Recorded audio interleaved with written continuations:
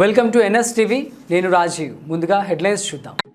మహాదేవ మంగళం శ్రీ దుర్గమ్మ గుడి ఉపాసకులు శ్రీ జ్యోతిశ్వర స్వామి మాట్లాడుతూ, మహాభారతం కేవలం చెప్పడం వినడం కోసం కాకుండా ఆచరణలో పెట్టాల్సిన మహోన్నత గ్రంథమని తెలిపారు. సనాతన ధర్మాన్ని ప్రతి ఒక్కరూ కాపాడాల్సిన బాధ్యత ఉందని పేర్కొన్నారు. భూత, భవిష్యత్తు, వర్తమాన కాలాలకు సంబంధించిన అనేక విషయాలు మహాభారతంలో పొందుపరచబడి ఉన్నాయని ఆయన వివరించారు. నేటి తరం పిల్లలు బంగారు భవిష్యత్తును నిర్మించుకోవాలంటే మహాభారతంలో ఉన్న విలువలు, ధర్మసూత్రాలను ఆచరించేలా తల్లిదండ్రులు ప్రోత్సహించాలని సూచించారు. ఉపాసన చేస్తూ చక్కగా ప్రజలకందరికి అనుసంధానంగా ఉంటున్నటువంటి జ్యోతిశ్వర పిల్లయ్య గారు అన్నారండి. మీకు చిన్న సన్మానం.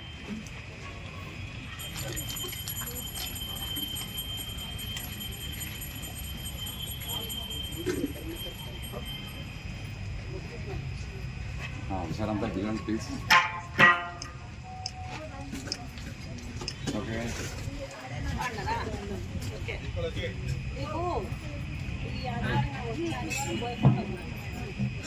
ఇక్కడ మహాభారత యజ్ఞాన్ని నిర్వర్తిస్తున్నటువంటి దీనికి సహకారాలు అందించేటువంటి అందరికీ కూడా భగవంతుని యొక్క అనుగ్రహం, కృపా కటాక్షాలు కలగాలని కోరుకుంటూ, ఈ అవకాశం కూడా అమ్మవారి యొక్క అనుగ్రహం. ఈ అనుగ్రహము అమ్మగారి యొక్క అనుగ్రహం. ఆమె వేసినట్టు భిక్షం మనము నిమిత్త మాత్రం. ఇంతమంది మహానుభావులు, పెద్దలు దీనికి ఎంతమంది సహకరించినా వంశాలు ఉద్ధరిస్తాయి. మన కళ అంతరించిపోతుంది.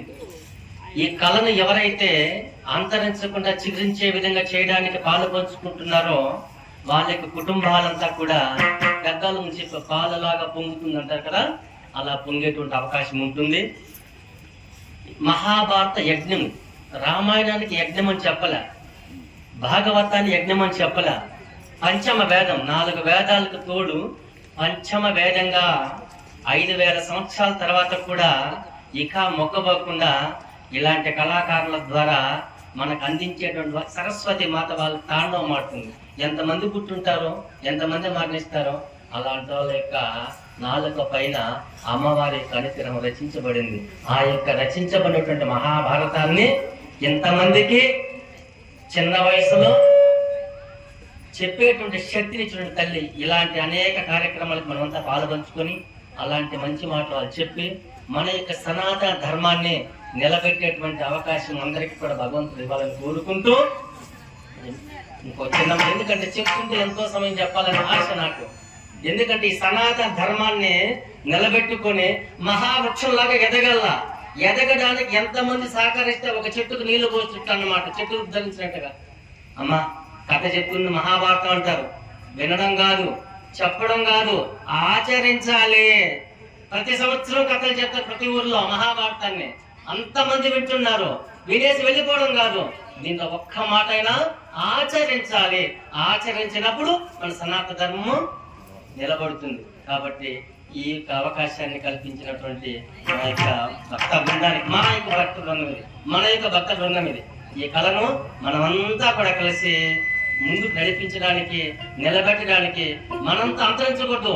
మన బిడ్డలకి అవకాశాలు ఇవ్వండి. తల్లిదండ్రులు చెప్పేటువంటి మాట నేను, మన వయసు అయిపోయింది. మన యొక్క సాంప్రదాయాన్ని, మన సనాతన ధర్మాన్ని నిలబెట్టే అవకాశాన్ని మన బిడ్డలకి ఇస్తారని ఆశించుకుంటూ విరమించుకుంటున్నాను.